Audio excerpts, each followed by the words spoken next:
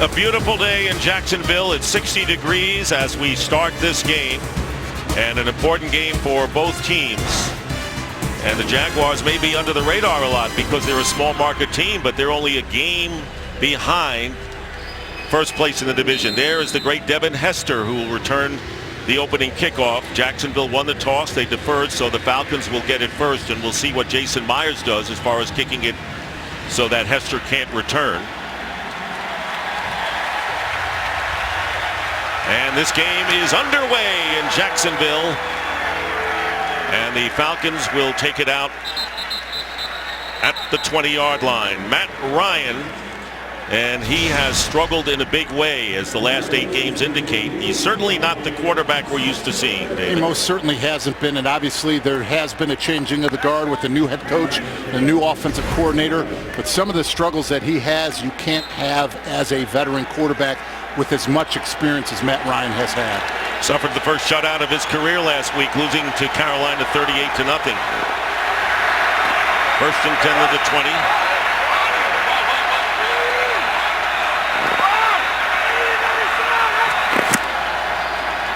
And throwing on first down, and the pass is complete for a gain of about 6 yards to Julio Jones with house covering. Let's take a look at the lineups now. And the big problem for the Falcons, David, is the fact they, with all their weapons, they just can't get into the end zone. Well, their problem is also staying one step ahead of the other team, not becoming one-dimensional without the ability of running the football. Second down and 3, and Ryan with time, and he completes the pass for a first down beyond the 40-yard line, and this to Roddy White.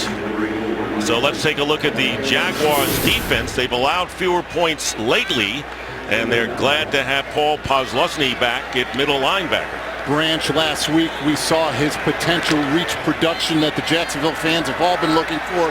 But then you look at this back end, Duval, Aaron Colvin, they've got to do a great job today because they're going to move Julio Jones around to create one-on-ones. That was a 16-yard gain and a play action. So going in the air for the third straight play.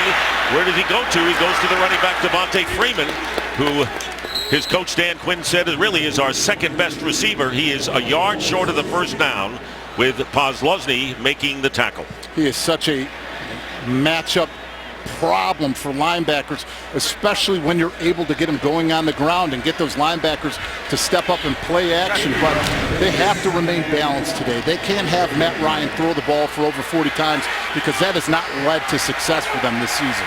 Well, they're in Jacksonville territory. Second down and 1 at the 48. And the pitch goes to Freeman off the right side. He'll have the first down, and Freeman is driven out of bounds as flags fly. First penalty of the game, and he is knocked out of bounds at the 37-yard line. A good block, however, by the fullback Patrick DeMarco. Well, they're running that outside zone sweep because they know that the Jaguars defense have had problems at the point of attack setting the edge. They're able to get it outside, get bigs on small, and get that first down. Gained 11 pending the call by the referee Bill Vinovich.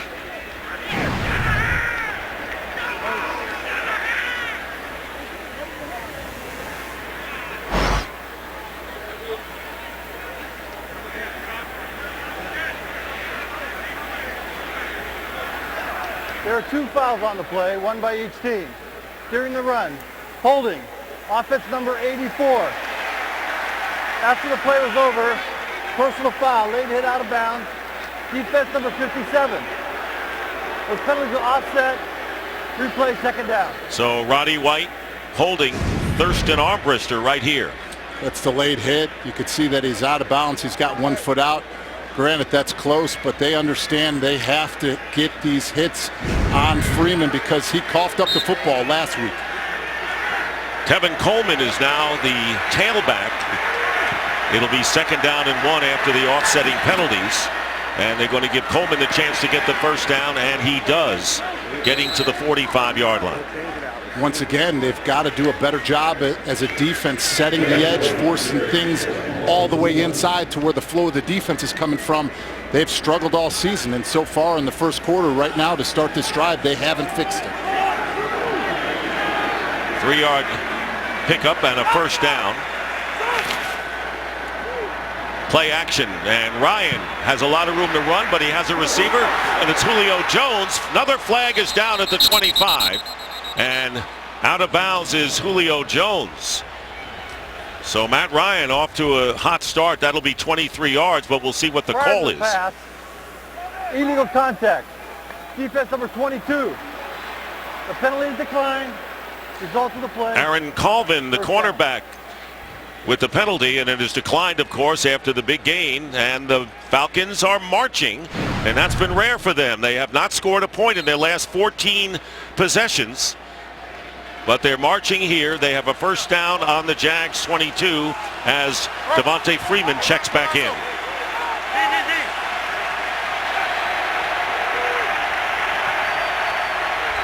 Two tight end formation. And this is going to be another play action pass and another completion to Julio Jones.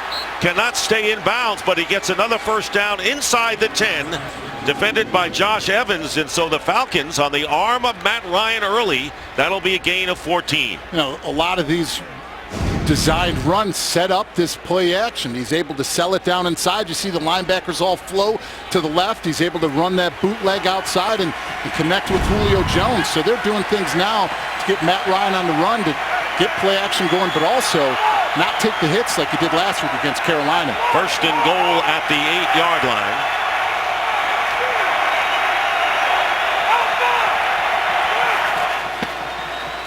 And Ryan again, quickly, and it's complete to Freeman, and Freeman stopped by Pozlosny after a gain of 3 yards. So the Falcons, looking for balance, have thrown 7 of their first 8 plays. But who's complaining? They have a second and goal at the 5. But when they have run the football, they've been successful at it, and that's Devontae Freeman's 63rd catch on the season, and that's second among all players on this offense.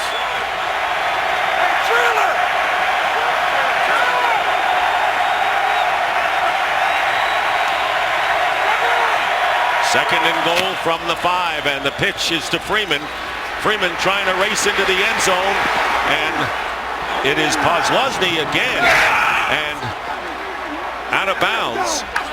Let's go! It's a touchdown. He got in. He got the foot in, and the ball over the pylon.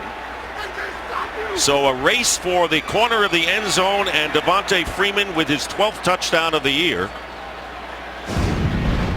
They're reviewing it right now like all scoring plays, but you see that ball stretch. Did it get inside the pylon or outside of it? They're all looking. That's it. He touched it, but he didn't get inside. But when the ball touches the pylon, it's a touchdown, and so Freeman gets the score on a close play in the corner. They review it, of course. 10th touchdown rushing, and 12 overall this year for Devontae Freeman. It's a great start by the Falcons offense right now. Shane Graham with the extra point, and it's good. Very impressive start, and for the first time in 15 possessions on the opening drive of the game, the Atlanta Falcons score, take an early 7-0 lead over the Jaguars. Today's game is sponsored by Southwest. Transparency, low fares, nothing to hide.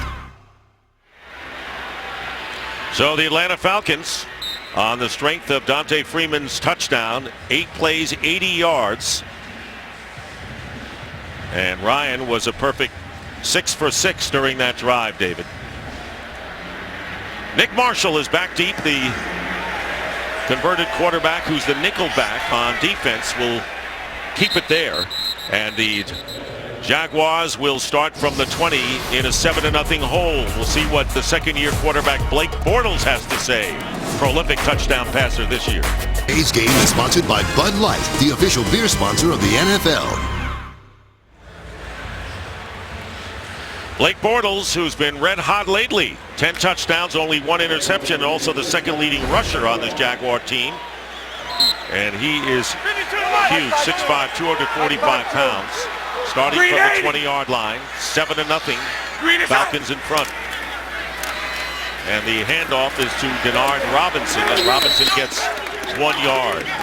Let's go back and look at that touchdown. The problem, like I said, is setting the edge. You get Levine Toilolo, you get Schrader on the outside. They're able to set the edge, get Freeman out in the open space, and from that, it's up to him. Pazlesny still has that cast coming back. It's going to be a significant factor of him being able to wrap up and come up with a big tackle like the one he just missed. Broken hand and comes back fast and has the cast on the right hand. 2nd down and 9. Bortles with a short drop, and the pass is batted back almost in his face by Rashid Hickman. So that'll bring up 3rd down. So we're seeing aggressiveness early on, I would say, on both sides of the ball from the Falcons. We most certainly are. They haven't had any lingering effects from that loss that they suffered last week at the hands of the Carolina Panthers, and they've come out starting fast. Sometimes when you get blown out, you just say, well, that's the way that game went. Sometimes it's not as bad as losing by a point or two. 3rd down and 9. They spread it out with 4 wide receivers, 3 to the right for Bortles. And Bortles pass, and it's incomplete downfield. It's Julius Thomas, the tight end, defended by Robert Alford. And all of a sudden, 3 and out. And now the Jags have to kick it away. You know, we talked about, yes, the second half points they rattled off, but it started slow. Alford one-on-one has that matchup. Julius Thomas is a big target, but look at running stride for stride, has that inside body presence, and comes up with a big stop. Textbook coverage there. Here's Devin Hester, arguably the greatest of all time as a kick returner.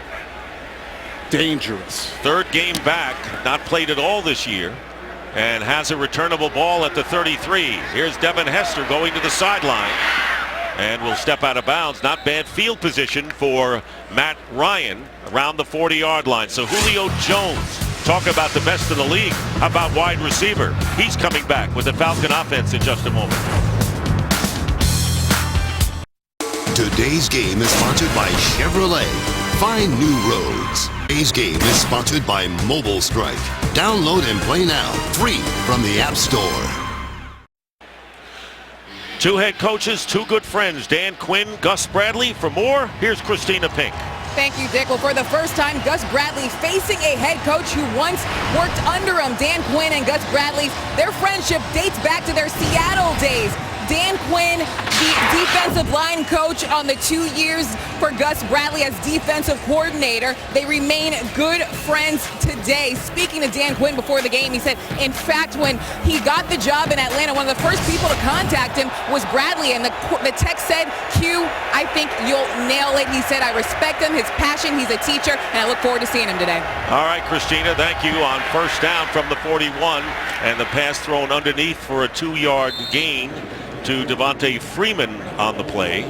So Dan Quinn, who we talked to yesterday, and he says he texts all the time with Gus Bradley, and he always starts by saying, hey man. Well, anytime you meet that Gus Bradley, hey man, he's just energetic. He's excited, and these are 2 bright young coaches in the NFL that have really turned things around. But Dan Quinn still has a lot of work to do with his personnel of his team. 2nd down and 7 from the 44.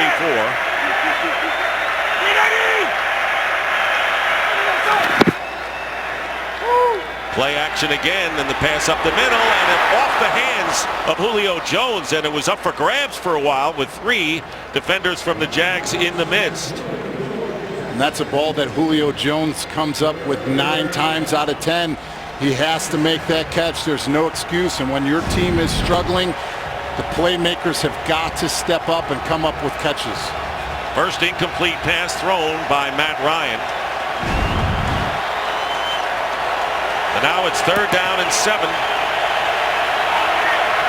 Falcons with 3 wide receivers lining up, including that man. And watch this matchup down at the bottom of the screen. Nick Marshall with not a lot of experience. Ryan has some time, and the time dissipates. And you have to think there was good coverage downfield, but there's a flag thrown at the 39-yard line. Jonathan Cyprien from the safety position, good pressure in on Ryan, and we'll have a holding call against the Falcons. Holding. Offense number 83. Penalties declined. Result of the play, 4th down. So the tight end Jacob Tamme was holding, and they'll have to punt. Well, they go with max protection, and you see Jacob Tamme, the tight end, he's actually playing in the backfield. He gets that inside move by Cyprian, and he's straight up arms outside, goes to tackle him. It's an easy call for the officials. And eventually that coverage breaks down. There's Rashad Green, who had a 73-yard punt return last week against the Colts, the first special teams touchdown for the Jags this year. And Matt Bosher will punt it away, and it's going to be a fake, and it's taken by Eric Weems. And Eric Weems, with a flag down at the 50-yard line, would have a first down. So the Falcons with a little razzle-dazzle here, and why not when you've lost 6 games in a row? And we'll see what the call is after a 10-yard gain. Clay Harbor, 86 for the Jaguars, threw his hands up right away, so I think it's a hold. Holding. Right. Offense. Left end. 10-yard penalty. Repeat 4th down. So it'll be 4th down, and that would have been great for Matt Ryan and company if they got that fake on the punt. First down. No, they'll have to kick it away. You see him outside standing there. He's playing that left end position, and they roll right through, and you see right there, that's that hold, those hands outside. You know, Nate Stupar, who's stepping in for Paul Warlow, is that player. Big play, could have kept a lot of momentum, but when you get those holding calls, it's been a sign of what has happened to the Atlanta Falcons all season. Now they're going to have to kick it to Green.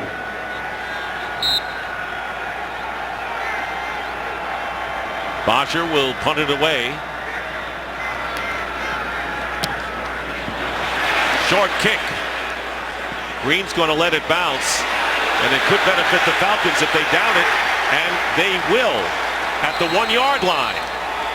Jalen Collins kept it in play, and it was down. But right now, for a game break, let's check in with Mike Hill in Los Angeles. All right, guys, Vikings trying to hold off those Falcons for the 6th seed in the NFC, trying to end a 2-game slide against Chicago. Teddy Bridgewater finds Stephon Diggs for his 3rd touchdown of the season. His first since week 8. 7-0 Vikings in the first. Dick, David, back to you. All right, Mike, thank you very much. So Jalen Collins, the rookie from LSU, with a superb play, in that kick, which looked to be woefully short, ends up to be a 58-yarder. It's a nice roll. That's what he got out of that. A very nice roll. So starting now from the 3 is where they marked it. Will be Blake Bortles. Denard Robinson, the tailback, lining up in the end zone.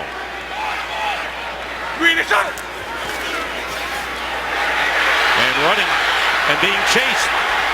And Bortles goes out of bounds. Chased that time by Troy Bierman, who knows how to get to quarterbacks.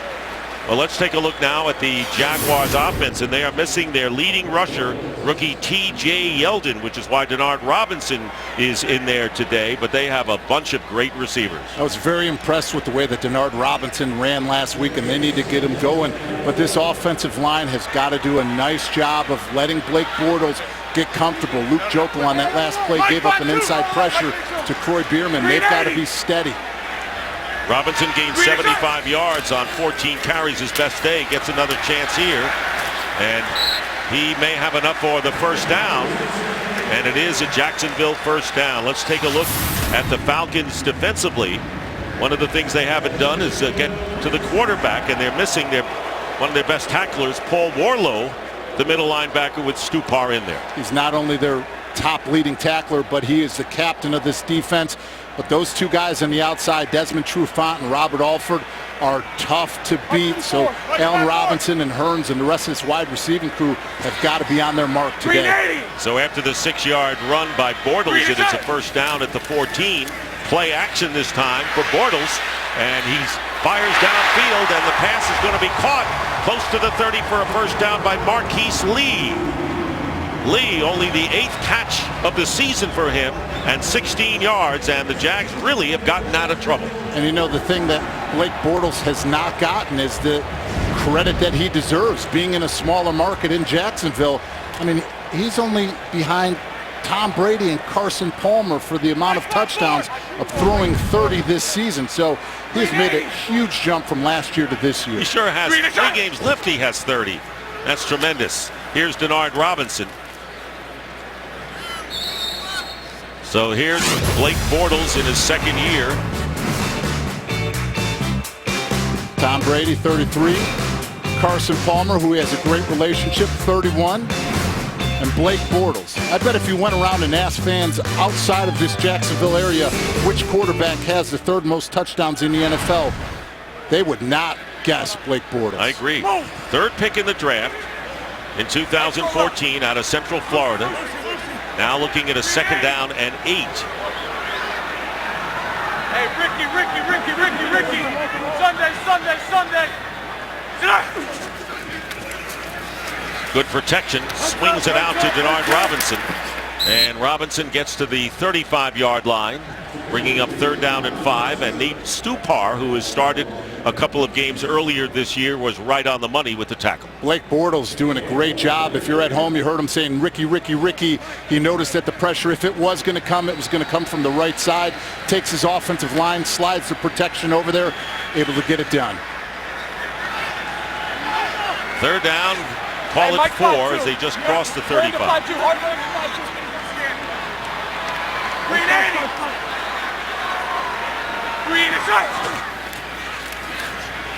Bortles being pushed back, gets away, he's big enough, and the pass is caught. 1st down to Julius Thomas. Thomas suffered a broken leg. There's a flag earlier in the year. Offense number 76. 10-yard penalty. Repeat 3rd down. This is the 2nd time that Luke Joeckel, the left tackle, has gotten beat inside. If you are a left tackle, you know the one place you do not want to get beat is inside. So once again, he sets up. He has the running back coming outside, gets the straight bull rush and gives up that pressure and gets the penalty.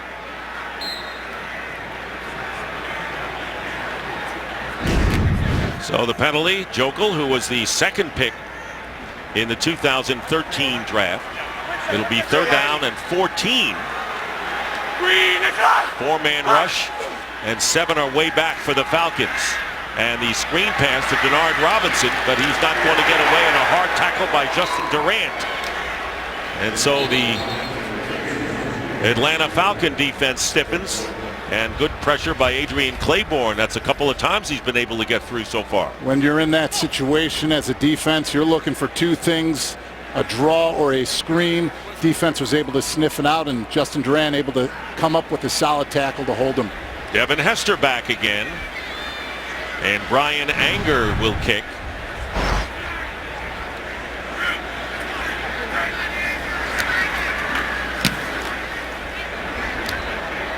Another returnable kick for Hester. And Hester will give Matt Ryan good field position once again. Only a 32-yard kick, 10-yard return. Bortles and Ryan dueling here in Week 15. Matt Ryan has completed 7 of 9 early on. 75 yards and the rushing touchdown by Devontae Freeman, the difference so far with 4:01 remaining in the 1st quarter. Jaguars playing for their playoff hopes today if they win their last 3 games, and the winner of today's game between the Colts and the Texans have to lose their last 2. It's a tall order, but they can do it, and they win the division at 8-8. Right now they have to watch Atlanta, 1st and 10 from the 45. And the pitch to Devontae Freeman with a head of steam, and Freeman is tackled at the 49-yard line, getting 4. Well, the Falcons, as we all know, 5 straight wins to start the year. They have lost 6 in a row, 7 of their last 8. Blasted out by Carolina last week, 38-0. And no team that has started out 5-0 has finished with a losing record in the history of the NFL. They would love to avoid that, and Dan Quinn was getting it done early, and it's been a struggle lately. 2nd down and 6 for the Falcons. Nearly bobbling the ball was Matt Ryan, and the pass thrown behind Julio Jones. Ryan looked like he lost control going back, but we have a game break. And right now, let's check in with Kurt Menefee. Well, the Falcons have seen a lot of this. Cam Newton, his longest run of the season, 47 yards, this against the Giants. Carolina, of course, trying to go to 14, and he got knocked out of bounds.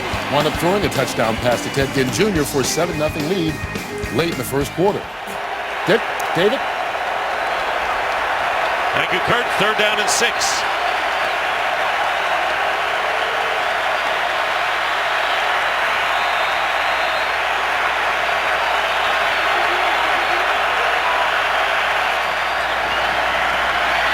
Ryan stepping up, wants to do something, and is tackled short of the first down by about 4 yards by the veteran Chris Clemens in his 12th year in the NFL. Still can get it done, David. He most certainly can, and I remember Chris Clemens as a rookie on the Philadelphia Eagles, and Chris Snee, our guard, saying, "Oh my gosh, have you gone up against Chris Clemens yet?" And I said, "No, I haven't." He goes, "Man, he is heavy-handed, and still he is providing that production that they need, but more importantly, he is a great leader, and he can teach these younger defensive ends how to play ball." Can we say he got the better of you maybe one time? Well, actually, he did. He actually bull rushed me one time and almost had a strip sack, but I was lucky enough to be able to run him by. Rashad Green with the fair catch at the 7-yard line. So the Jaguars have not had good field position. Falcons have had good field position. 7-0 Atlanta. We'll be back.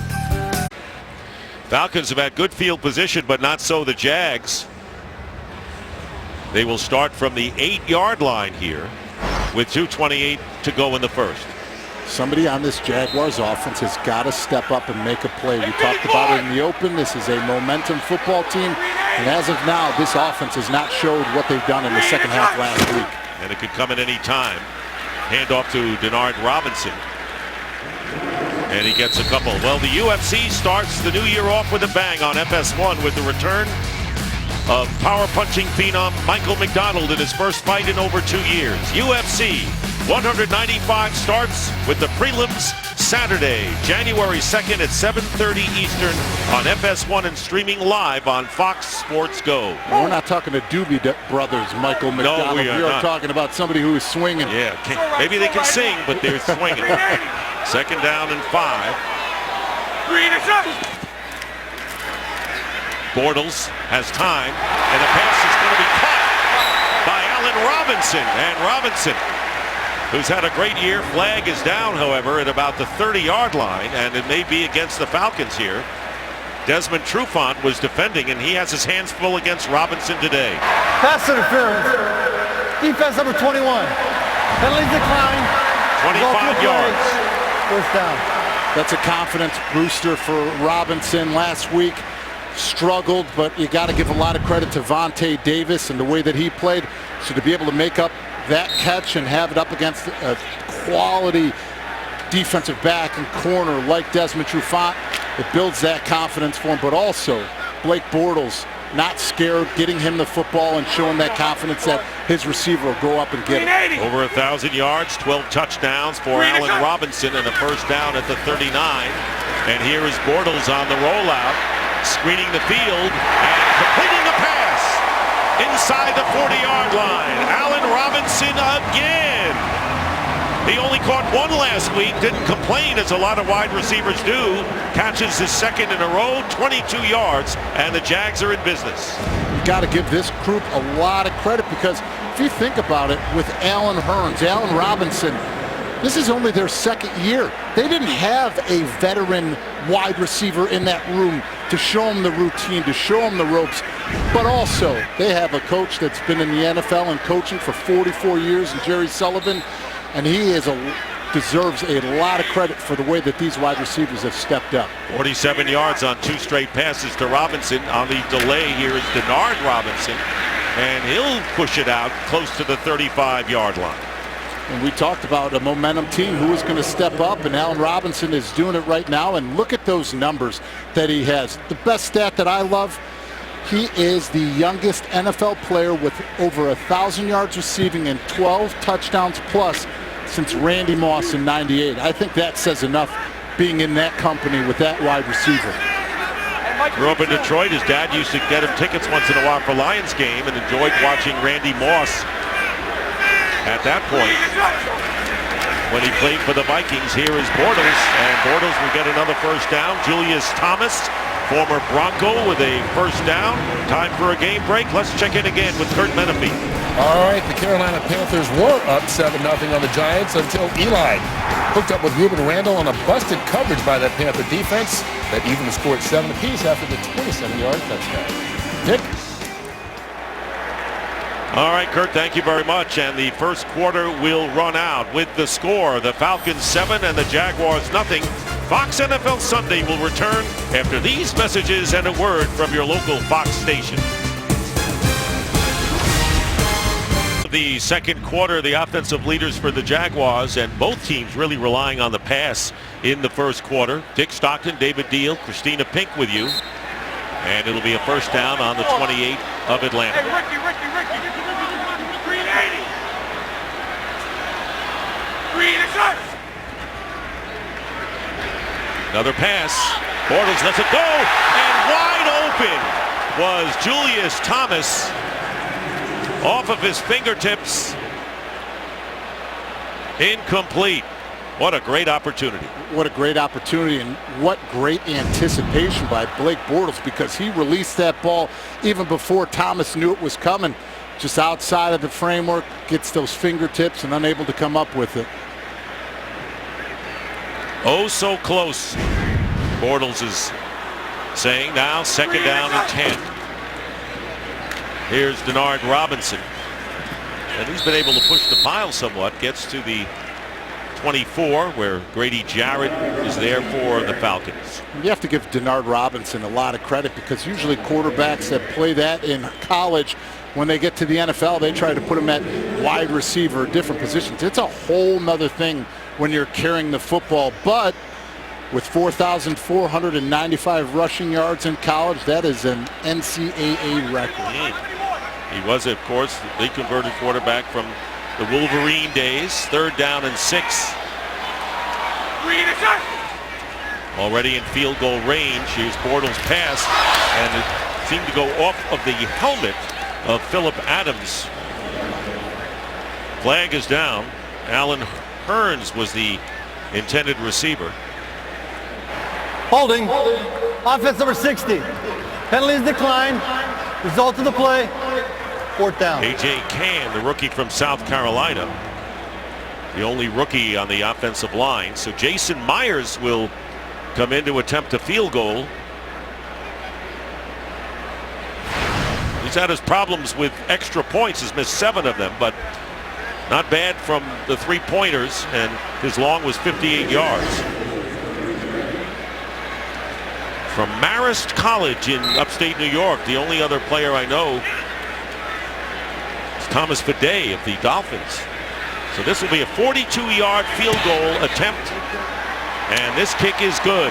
So Jason Myers gives the Jaguars their first points of the game early here in the second quarter, and it's 7-3 Falcons. Well, for the AFC South, they're like the NFC East. Teams that can't even get to 500, but someone is going to win that division. Titans tied for the league's worst record. They fired Ken Whisenhunt. Jaguars haven't had a winning record since 2007. Colts are missing Andrew Luck. And the Texans have had a quarterback issue all season long. Brian Hoyer out again with a concussion. And that's been the story. By the way, the Colts are leading 7-0 over the Texans. One of these teams will take over the lead in the AFC South, and if the Jaguars win, they'll be a game out, tied for second.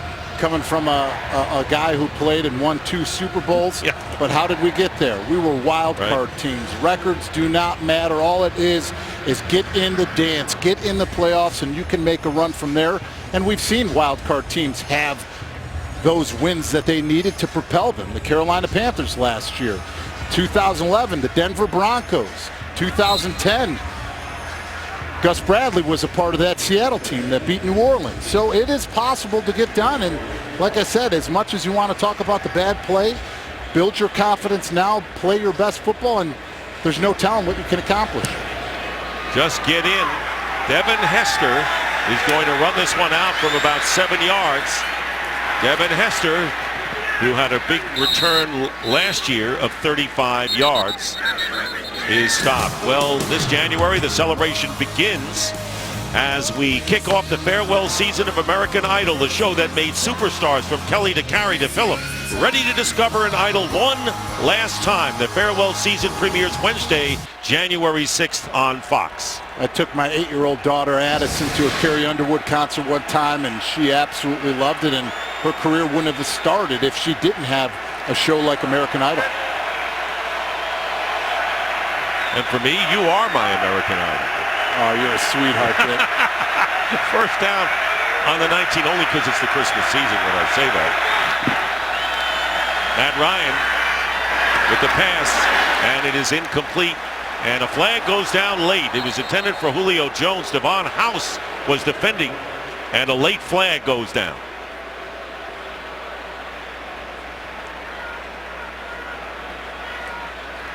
Prior to the pass, holding, defense number 37.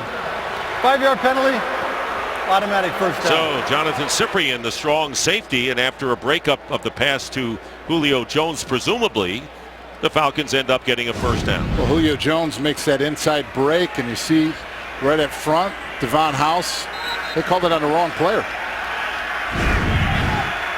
It's Duval House, who they should have called it on 31, not Cyprien.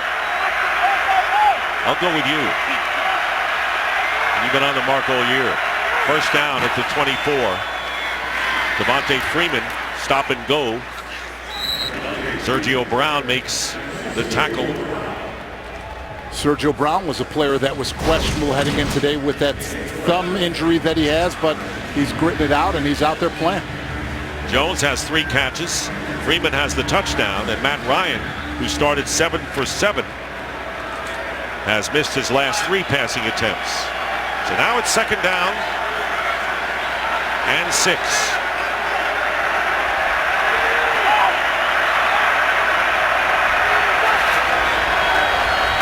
And they go to the ground again, and Freeman gets some running room, and he'll get the first down up to the 38-yard line. Good block that time by Tony Moiaki, the tight end, and a pickup of 9. Still at this point in the second quarter, one of the deficiencies of this defense is being able to set the edge.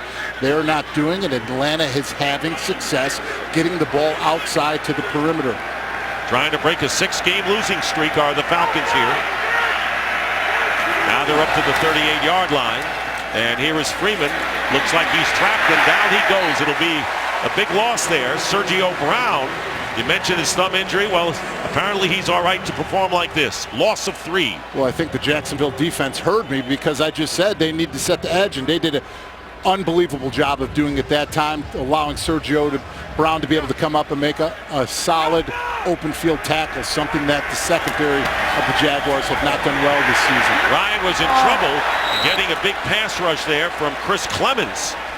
Had to get rid of it, and he did, but that'll bring up a 3rd and long, 3rd down and 13 for the Falcons. Now this is a 3rd and long situation that Bob Babich and his defensive staff got to be licking their chops because they were able to be aggressive and blitz and attack Indianapolis and get those hits on Matt Hasselbeck. So you know that they're looking to dial something up here. Neither team has converted a 3rd down yet.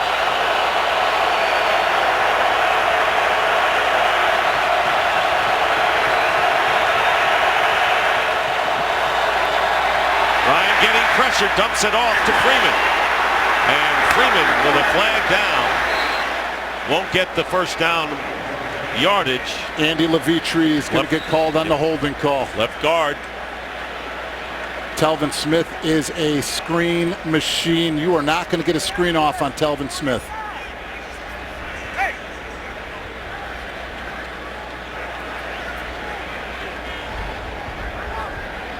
Holding, offense number 67. 10-yard penalty, repeat 3rd down. You've been talking Telvin Smith all weekend from the time we got here on Friday until right now. He is a freak. There you see him taking it underneath, the arm to grab, the tackle by Andy Levitri. But you cannot screen on Telvin Smith. His instincts, his speed. Indianapolis tried it 3 times last week, and he made every tackle on it. 3rd down and 23. Smith with an interception and 26-yard touchdown return. 2.5 sacks, does it all. 3rd down and 23.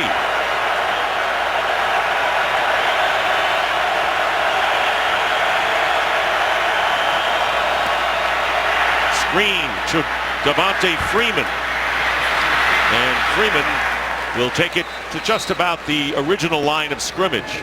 And it'll be 4th down. They need 10, and the Falcons will have to kick it away. But that was the best defensive sequence we've seen from them. It most certainly has been. And you see Talvin Smith dropping back, but he identifies it and is running over there to add in on the tackle. And think about this. Over the last 2 seasons, Talvin Smith has had 221 tackles. 161 of them have been solo. That is production. Tackling machine, to say the least.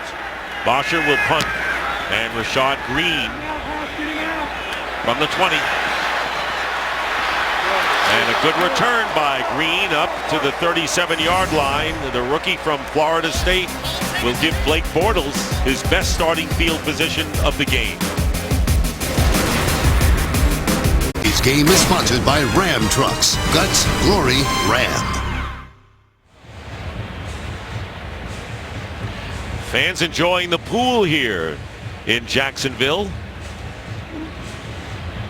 Warm enough to be in the pool. But we had some chilly weather on Friday when it was in the 40s. It was perfect weather for me, a former offensive lineman. Sweat factor at a bare minimum. Who lives in the Northeast, I might add. First down on the 37. Mike 52. Green 80. Green is shot. Bortles takes a handoff, just looking for a receiver, and he finds one, and it's Julius Thomas. Julius Thomas, who was the leading receiver last week with 5, catches another one for 22. Kurt Menefee in L.A. Of course, the Jaguars are a game behind Houston and Indianapolis, who are facing one another today. Dante Moncrief with an 11-yard score from Matt Hasselbeck has the Colts up 7-0 in an important game in the AFC South. Dick and David. It sure is, Kurt. Mike 54. And a first down after that gain up to the 41-yard line of Atlanta. Diving forward for a gain of 1 is Denard Robinson. This is another sign of the poise that Blake Bortles and the improvements he's made. He feels the pressure, he doesn't look at it, and is still keeping his eyes downfield the entire time. He's taken some hits this season. He's been sacked 39 times, but it has not affected the way that he's played, and he hasn't been that gun-shy guy in the pocket who just falls anytime he feels it. And this team has scored the most points through 13 games they've done in the last 16 years. So you know this offense is on the rise. It'll be 2nd down and 9. Empty backfield for Bortles, and the pass is off the hands of Julius Thomas. Going a lot to Julius Thomas so far in the first half, David. Well, that's a matchup that they like up against anybody, and you think about all the issues that they're having as a defense trying to get everybody to Hearns and Robinsons. It only opens up things on those crossers and the seams to Julius Thomas, who's been able to come up with some big catches. So now it'll be a 3rd down and 9. Jacksonville 0 for 3 in 3rd down tries. Hey, where you going left? Hey, you got 5-4. Green 80. Green is up. Chase from the pocket, knocked off the point. Watch out from behind. The throw is out of bounds. And good pressure that time by Adrian Claiborne and Nate Stupar. And, of course, Bortles could feel it from behind. Well, that time the Atlanta Falcons did a nice job of changing things up. You heard Blake Bortles say, Lucy, Lucy, Lucy. Slides the protection. But what does it do? It puts Denard Robinson one-on-one against Nate Stupar. Hits him with an inside spin move and makes him rush outside. I just thought of something. You have talked about the 2 things he was yelling as he gets rid of the ball. One was Ricky and one was Lucy. Left and right, Ellen. Yeah. I know what you're thinking. You know, Lucy. I know. That's where it all comes from. Devin Hester will let it bounce, and it will go out of bounds between the 15 and the 20. So the Falcons, with a 7-3 lead, get it back. On that scoring first drive, Julio Jones caught 3 passes, but he has caught 0 in the last 2 drives where the Falcons have come up empty. Well, they've had that fast start, but then they've had holding calls, backup penalties that have put them on the negative side. And after that, touchdown, and then the last 3, punt, punt, punt. Starting from the 19, this is their worst starting field position of the game.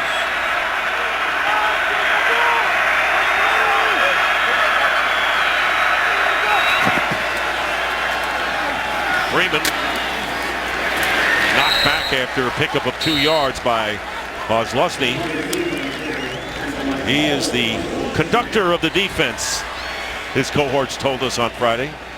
He's a machine. Kozlowski, you talk to him, he is all about football, but how was he able to come up with that tackle?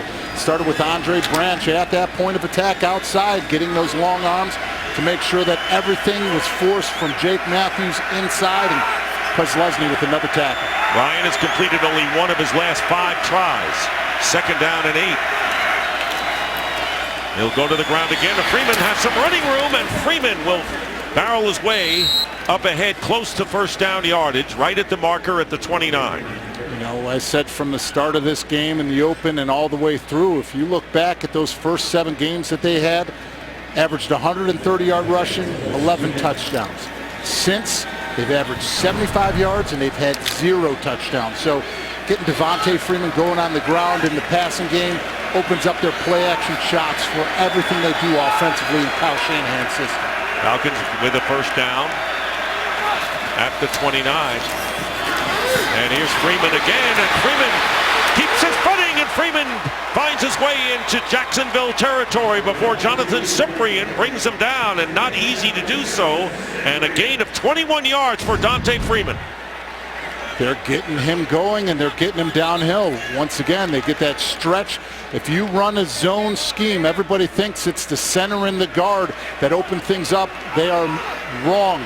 Opening things up in the zone running game, that offensive tackle has got to move the defensive end. Tevin Coleman giving Freeman a breather. Drives to the 46-yard line. Freeman with 51 yards rushing already in the game, including a touchdown. He was out with the concussion protocol for a game and came back against Tampa Bay, but already off to a great start. It'll be a first down at the 29. And here is Coleman off the left side. And he does have a first down there, pushed out of bounds by Josh Evans. Kyle Shanahan, the offensive coordinator, and a new offense for Matt Ryan and company to pick up. It is. It's a much different in this West Coast system. Obviously, the zone running game, and they have extensive play-action packages off of that. So the 9-yard pickup, and it looks like the Falcons are up the tempo here on this drive. From the 29, here's Tevin Coleman cutting upfield. Right now, they're opening up holes for both Freeman and Coleman, and what was passing early becomes the running game right now, and a gain of 4. And they are attacking that left side of the offensive line and that right side of the defensive line. I gave credit to Branch to the one play earlier to set Kozlowski, but he's getting moved at the point of attack right now by Jake Matthews, and it is opening up huge lanes for these backs. Been all run on this drive, but this will be a play action, and Matt Ryan, having a defender in his face, Jared Odrick, has to just get rid of it incomplete. Let's check in now with Mike Hill for a game break. All right, guys, you know the Falcons trying to catch the Vikings for that 6th seed in the NFC, taking on Chicago. Bears getting a touchdown here. Jay Cutler, Alshon Jeffrey, his 2nd straight game with a TD. It's 10-7 Vikings in the 2nd. Adrian Peterson just left this game with an injury. We'll keep you updated from Minnesota. Back to you guys. All right, Mike, thank you very much. Falcons practically with an insurmountable chance for the playoffs. They have to win out. On both sides are down. We will use the play clock under the scoreboard at both ends. So a play clock malfunction. So the scoreboard is off, so they'll have to use the play clock at the back of the end zone. But talking about the Falcons, in essence, they have to win out and hope the Seahawks lose 3 games. You talk about tall order, but you want to finish strong. You have to finish strong, and like I stated earlier, you know, that locker you're sitting is rented. It's not owned, and you need to prove now when this team is going through adversity that you are going to be a part of the solution. 3rd down and 4.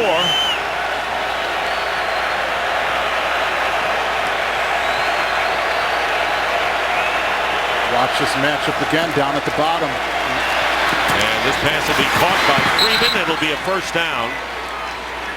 Devontae Freeman gets the first down, keeps it going in what has been an impressive drive for the Atlanta Falcons. 7 yards there. And they're going right to the line of scrimmage. They feel like they've got Jacksonville on their heels, and they're attacking aggressively. 9th play of the drive coming up.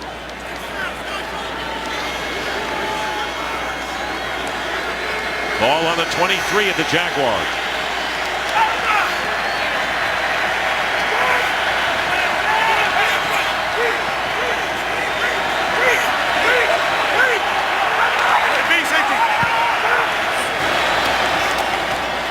Freeman, and he'll lose a couple.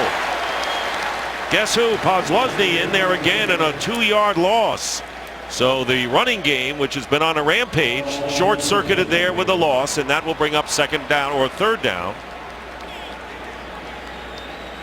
If you think about Paul Podlosny, the leadership that he has, the warrior mentality, 7 of his 8 seasons he's had over 100 tackles. 2nd and 12 now. At the 25.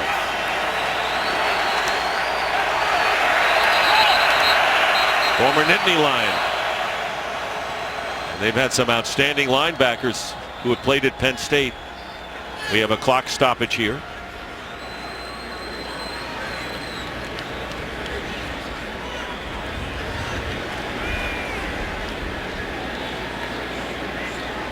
They're having problems in the stadium with the clocks, both the play clock and the down and distance clock, which we look at across the field.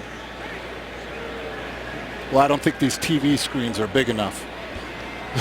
Well, the one in Arlington is certainly is. Well, they have them on both sides here. They're huge. Look at the size of them. 2nd down and 12. Ryan all alone in the backfield for the Falcons. And his pass is caught. Julio Jones in a first down at the 10-yard line. So Julio Jones, who's been ignored since that first scoring drive of the game by the Falcons, gets 15 yards. And Atlanta marching again. And that is one of the first missed tackles in a long time that I've seen by Telvin Smith. He should have had it stopped short, but Julio Jones, the big physical receiver he was and is able to run right through that arm tackle. They get to the line in a hurry. This is a very crisp drive by the Falcons.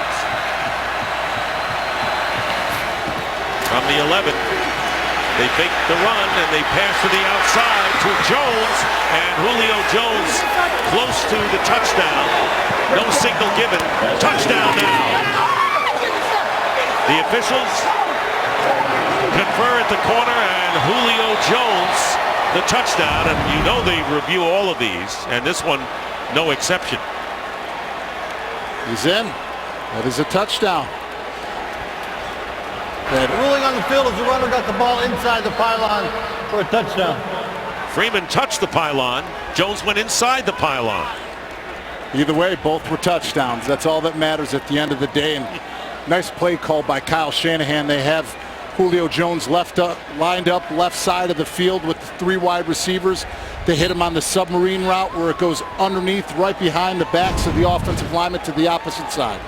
Shane Graham with the point after, and the kick is good. So Julio Jones, who had not caught a touchdown pass in the last 5 games, breaks that string there, and the Falcons have opened up a 14-3 lead. Today's game is sponsored by Burger King. Now get 10 chicken nuggets for $1.49 only at BK.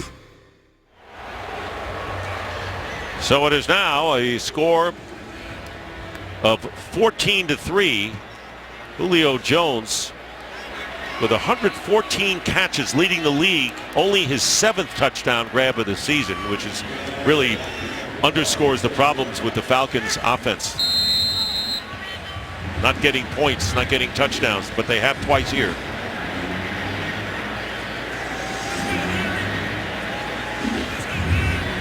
Nick Marshall is back deep for the Jaguars.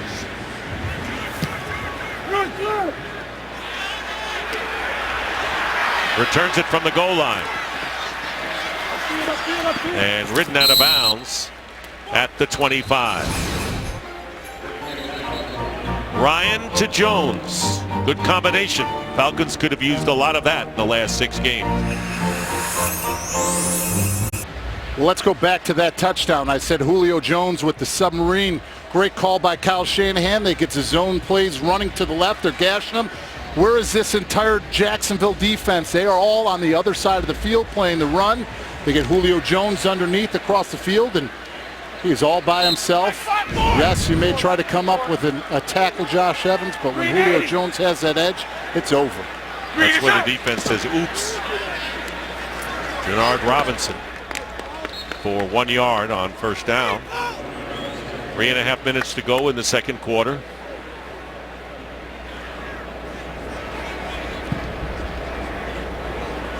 There is the number of plays in time of possession so far. The Falcons have run off 10 more plays than the Jaguars, who face a 2nd and 9. If you've noticed right before this play, the Atlanta defensive front, they're doing a lot of rotating, moving guys in and out, trying to keep them fresh and get favorable matchups.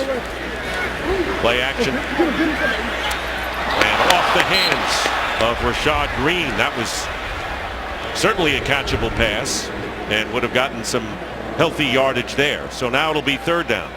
He makes that catch, he has a first down up the right sideline.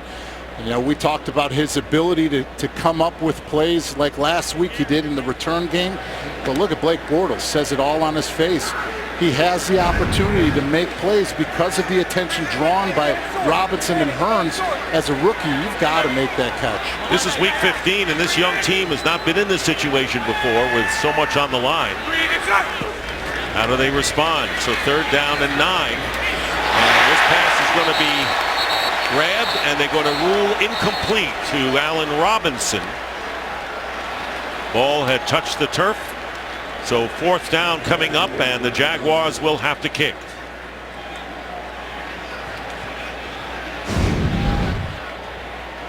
There it is. He has it in his hands. It's going down, but he doesn't control it. We all know that we've seen this rule many of times throughout the last 2 seasons. You know, sure-handed guy, and as one of the veteran guys in this young group, you've got to make that catch, Robinson. Your team is down. Your team is having struggles to convert on those 3rd downs. Somebody else has got to rise up to the challenge. Here's Devin Hester at the 30. He's had some opportunities, and he can't avoid the Jaguars there. Good coverage there. So it's 14-3, Atlanta leading. And you know, the playoff hopes may be really getting dim for the Atlanta Falcons, but they're playing strong today. What do you make of this game overall thus far, David? Well, they started fast for the Falcons. They didn't have that lingering effect from the game last week where they were blanked by the Carolina Panthers. But if you look at the other side of the ball, the Jacksonville Jaguars, their issues right now are self-inflicted. The penalties, the drop balls. In order to stay in this football game and to show that you've improved and taken the momentum from last game, you've got to step up, and you can't wait till the second half. First down on the 31 for Matt Ryan and company. And on the delay, hands off to Freeman. Cyprien stops him in his tracks. No gain. Game break time. Here's Mike Hill.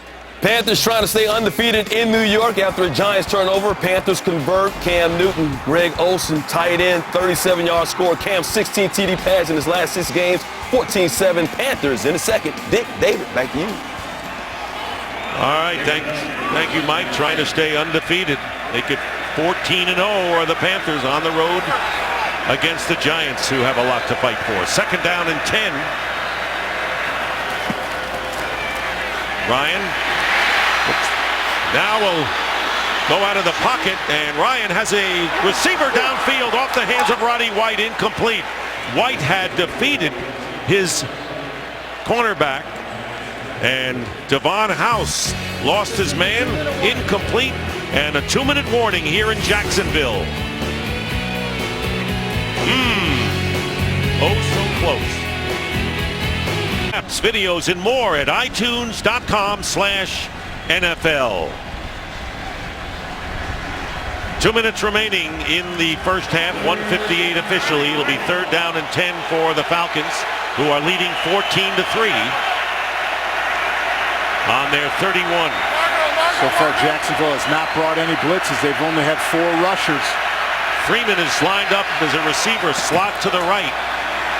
And Matt Ryan's pass knocked down, intended for Julio Jones. Duval House, the former Packer. And that will bring up 4th down. That's his 20th pass defensed, which is 3rd in the NFL for all corners. But you see him one-on-one. He has that matchup. He gets away with it early with that after 3 yards, still having his hands on him.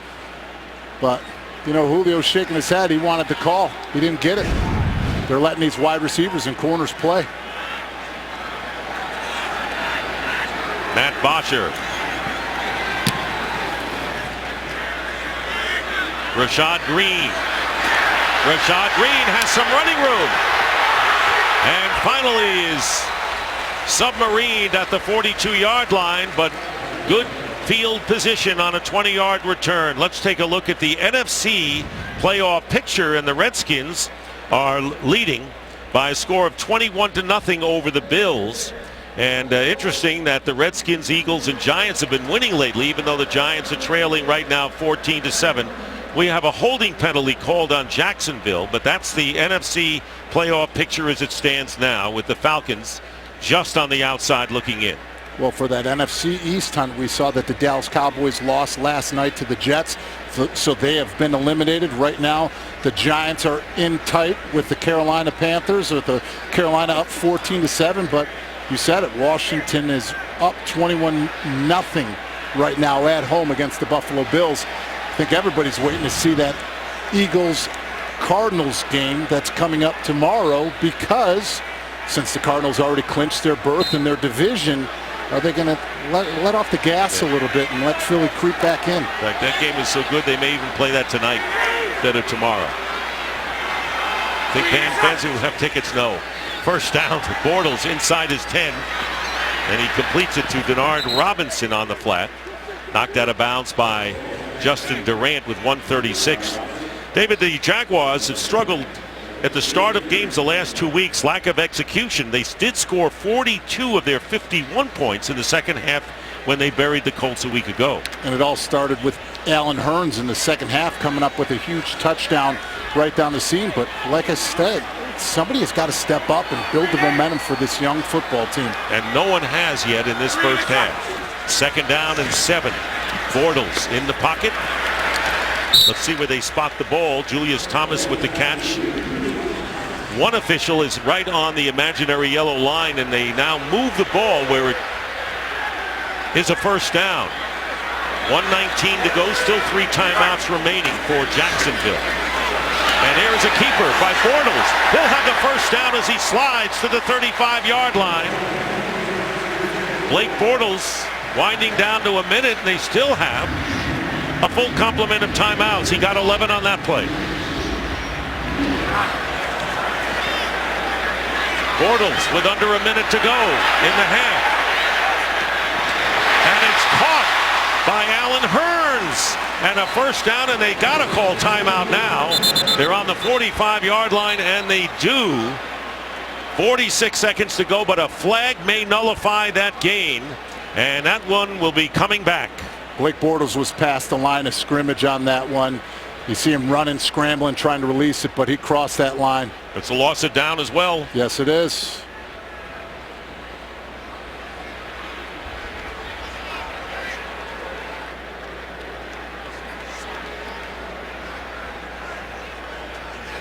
Illegal forward pass.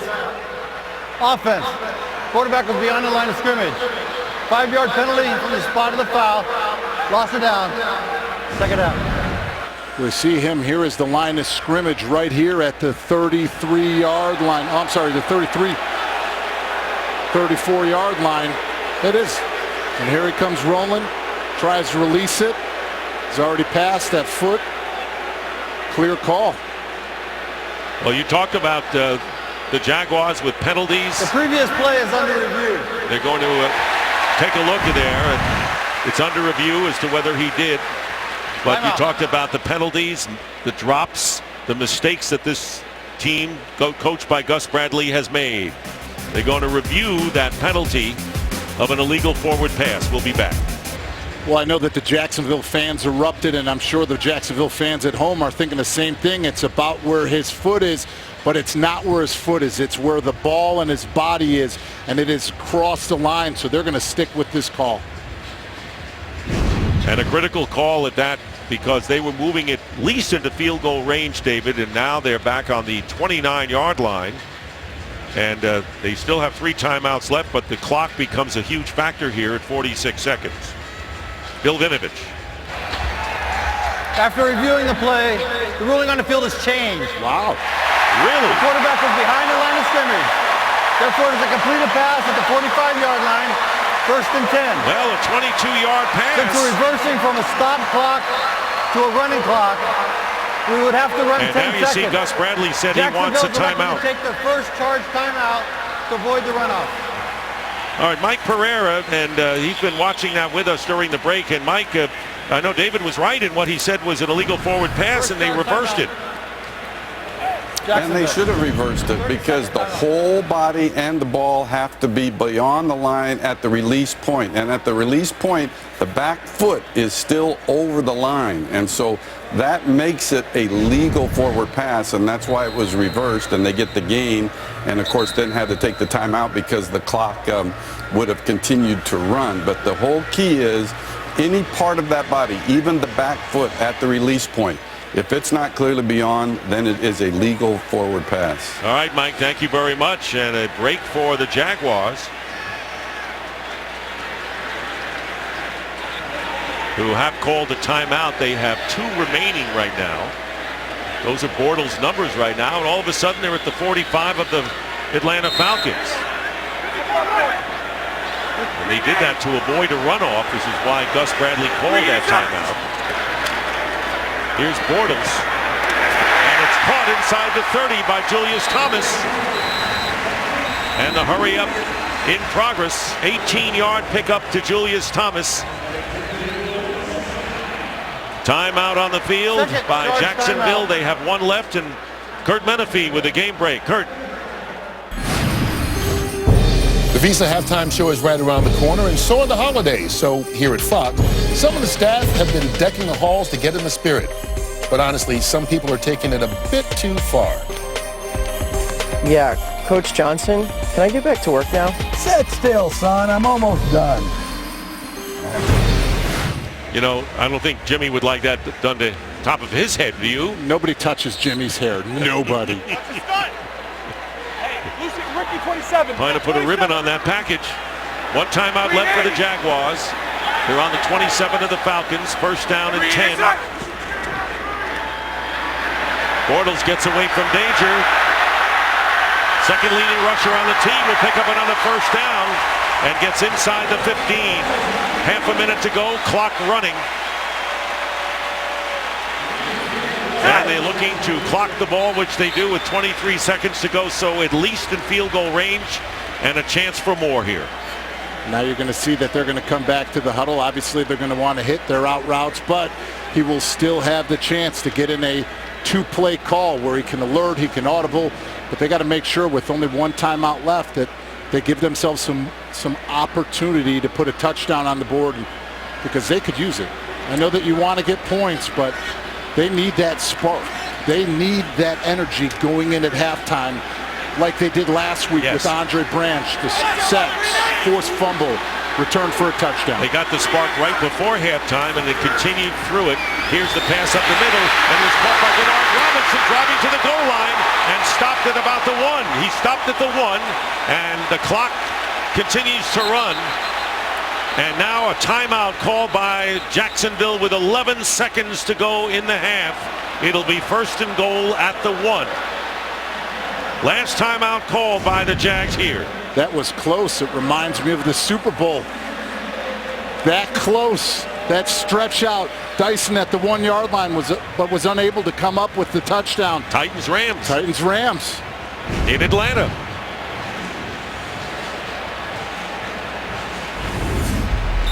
So, Denard Robinson, who is starting for the injured T.J. Yeldon, who has a sprained MCL, and Denard Robinson.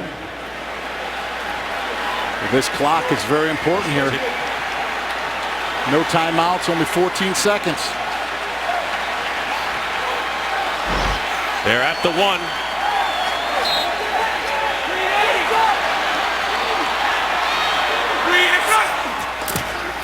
Bortles, pass, intercepted! It's intercepted! Running down the field is Kamal Ishmael. Ishmael, one man blocked away, and Ishmael stays in but falls down at the 15. And it was Blake Bortles who went downfield to undercut Ishmael and prevent the touchdown, but a critical interception and a return of 85 yards when it was 1st and goal at the 1. Well, we said momentum before halftime like Jacksonville had last week up against the Colts. It's been flipped today. That momentum at halftime is going to the Atlanta Falcons. The big interception by Ishmael. Kamal Ishmael, who moved into the starting lineup when William Moore went on injured reserve, the great safety. The previous play is under review. They want to see if there's 1 second left on the clock. That's what they're looking for.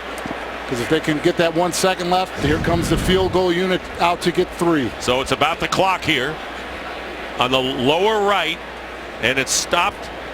That clock stayed at 4 seconds too long. Well, you think Atlanta was at home with the clock staying that way. But they've had problems. They've had problems with the play clock. There should be 1 second, but we'll see. But I also thought that the play before the review that it wasn't going to get overturned, and it got overturned.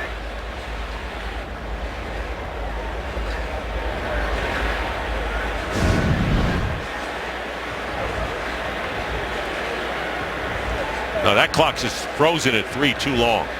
It's still frozen at 2. It's in slow motion. There's 1 second when he's down, but we'll see how the officials respond to this challenge. See, when it's in slow motion, the clock moves also slowly. No, I understand. I understand that, but if you've noticed, even when it was going, but I did slow down.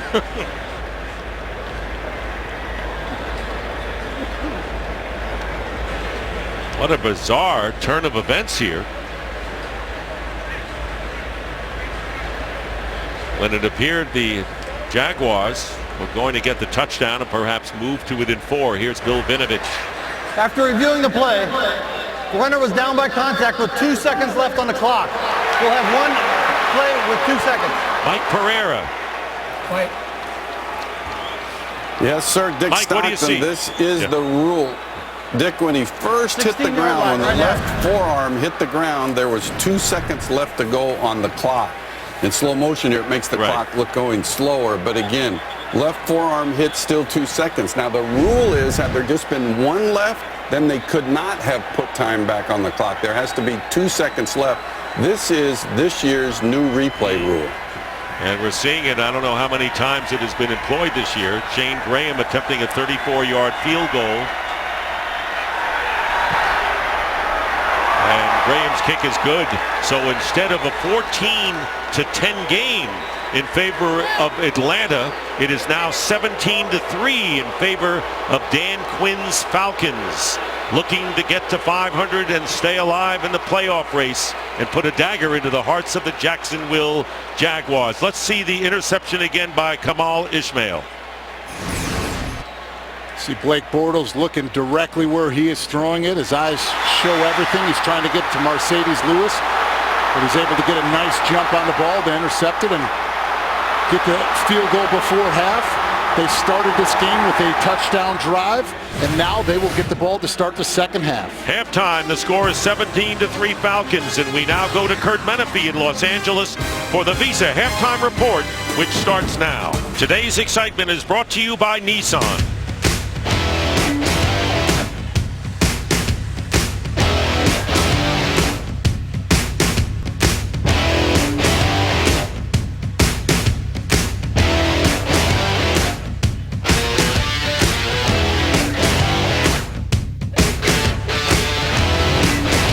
And that was today's excitement brought to you by Nissan.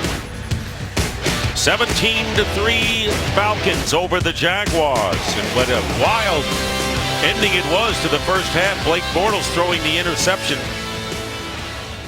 And Nick Marshall to return the second half kickoff. The Jags will get the ball first. A week ago, they were trailing 13-9 to the Colts at intermission. Exploded in the second half and won, getting 51 points, a franchise high. And the Jags will take it out on the 20-yard line. Wild finish. It looked like the Jags were going to score. Denard Robinson has a reception, and it's first and goal at the 1. And then they have the chip shot, the field goal, but they go for it. They get the touchdown. They get that with 14 seconds right before it starts. Ishmael with the interception gets taken down with 2 seconds left on the clock. Field goal team is able to run out and get those 3 points, and Blake Bortles has a reason to be frustrated and slamming his helmet. First turnover of the game. Ishmael making his third start. And the Jags starting from the 20-yard line. Here's Denard Robinson. And Robinson with close to the first down and may have it. Denard Robinson's 9th carry of the game. Last week he had 75 yards on 14 carries, the most he's had this year. There you see the story, and it was Devontae Freeman with a touchdown. Good all-purpose game, but Jacksonville's errors haunted them. The self-inflicted wounds, the drop balls, the penalties, it hasn't allowed them to get into any type of rhythm, and the momentum has been all on Atlanta's side. Second down and 1. Bortles on 2nd and 1 has time, lost this one, and a one-handed catch by Mercedes Lewis. Flag is down. Penalty marker down. And Lewis, the 10-year veteran, with the catch and the preliminary signal. It was Robinson, Therese. Pass interference. Defense number 27. Penalties decline. Result of the play. First down. And the rookie from Auburn for pass interference. Lewis with 26 yards into Falcon territory. Well, Therese thought it was going to go the other way. He was throwing up his hands like Mercedes Lewis was the one that pushed off, but Mercedes Lewis, the size, the ability of him to just go over the top and to grab that ball over Ishmael. Or my mistake, Therese. First down at the 45. And the quick to the outside to Rashad Green, the rookie, and good coverage by the Falcons as we send it down to Christina Pink. Thank you, Dick. Well, you guys talking about that wild finish. Obviously, Gus Bradley not happy with that sequence to end the half. He spoke to the officials for a few minutes before heading into the locker room, but he told me, look, Kamal Ishmael just made a great read, and then we just couldn't stop him. He talked to his players about adversity at halftime, said we get the ball back on offense, and so far moving it right now. Dan Quinn said Ishmael made a great play, but here in the second half, they want to see some more balance on offense and keep Devontae Freeman going. All right, Christina, thank you. It's second down and 12 at the Atlanta 47. And Bortles pass and reaching up and making the catch. And a good one is Allen Hurns. What a combination with Allen Robinson and Allen Hurns. That one good for 22 yards. The thing you love about Allen Hurns is he's no silver spoon guy. This was a free agent running out of the slot. He was able to fight his way onto this roster and prove himself as a football player. You love stories like this. No question, an undrafted rookie out of the University of Miami. Between the two Allens, they have 20 touchdown catches. Nothing doing for Denard Robinson, and may have lost a yard as Croy Bierman and Nate Stupar combined to make the play.